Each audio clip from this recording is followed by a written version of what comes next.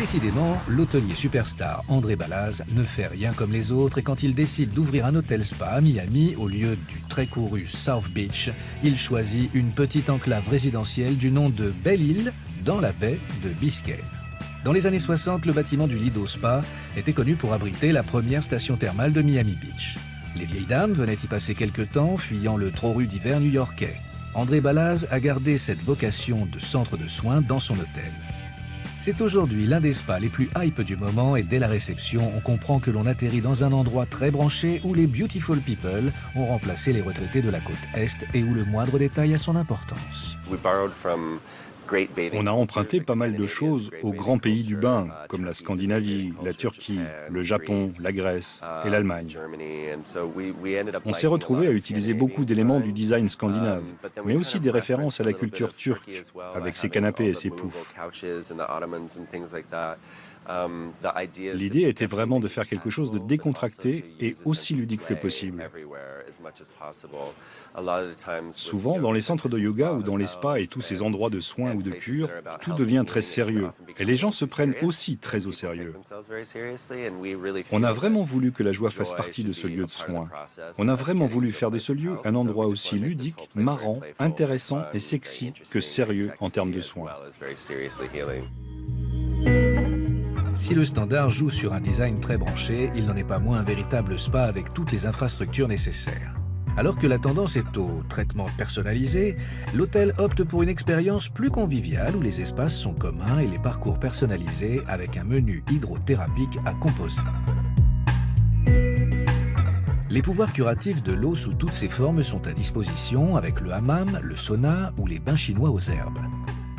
Possibilité de traitement moins classique avec massage ou séance d'acupuncture. Au standard, l'expérience spa ne se limite pas à l'intérieur et il est tout à fait envisageable de poursuivre les traitements en plein air tout en profitant du climat favorable de la Floride. La piscine ne déroge pas à la règle. Un bain chaud pour éliminer toute tension musculaire, ce qui est parfait avant un massage ou après un cours de yoga. La piscine a de particulier ce petit détail qui la rend très branchée. Elle est équipée d'un sound system intégré. Ça, c'est le jardin. Il est parfaitement intégré à la propriété. On a essayé de le garder très tropical. Ici, on peut faire pousser à peu près tout ce qu'on veut. On a beaucoup de parfums venus de fleurs du Japon, du jasmin, et tout ça, ça donne un parfum merveilleux. On a aussi des papillons. Voilà notre totem, il a été fait par Ellen Katz. On l'appelle le guerrier.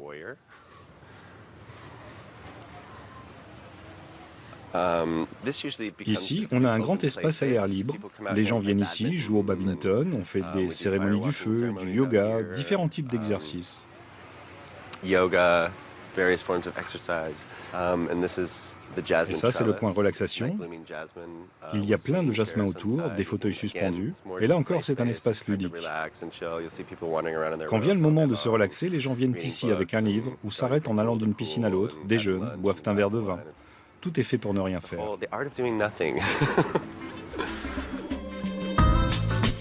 Avant que le bâtiment principal qui abrite le spa ne soit construit dans les années 50, l'hôtel n'était qu'un motel.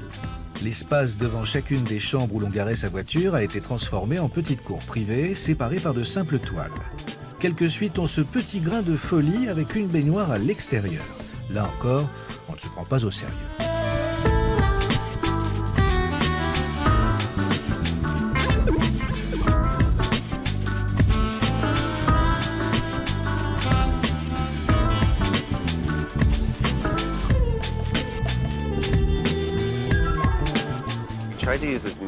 On a essayé d'utiliser le plus de matériaux naturels possible et de garder cette fraîcheur avec ce côté marin très ouvert et cette ambiance scandinave. Parce qu'on a remarqué que cette tendance dans la déco intérieure marchait très bien avec le côté bain et santé. Quant aux chambres, elles sont vraiment super simples. Beaucoup de blanc, des lits super confort. Les lits sont vraiment importants dans ce genre d'établissement, donc on a essayé de les mettre les plus grands possibles.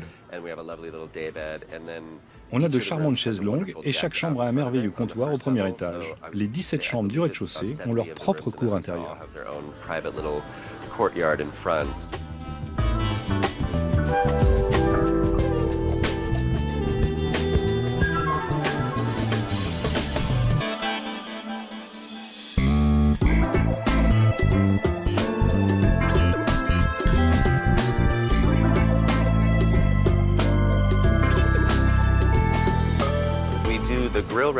Nous avons le restaurant grill à l'extérieur, sur la baie. Et c'est d'ailleurs assez surprenant pour Miami d'être sur la baie et d'avoir cette vue. Il n'y a vraiment pas d'endroit ici où on peut s'asseoir, regarder le coucher de soleil et manger en même temps. C'est très calme, car nous avons choisi de ne pas mettre de musique pour garder une atmosphère très douce. C'est un coin tranquille où on peut se promener et tout est très calme. Regarder le coucher de soleil, arriver en bateau. Et c'est la même nourriture que nous proposons à l'intérieur, mais avec un côté grill. Et toujours cette nourriture super fraîche, avec des plats végétariens et beaucoup de poissons méditerranéens.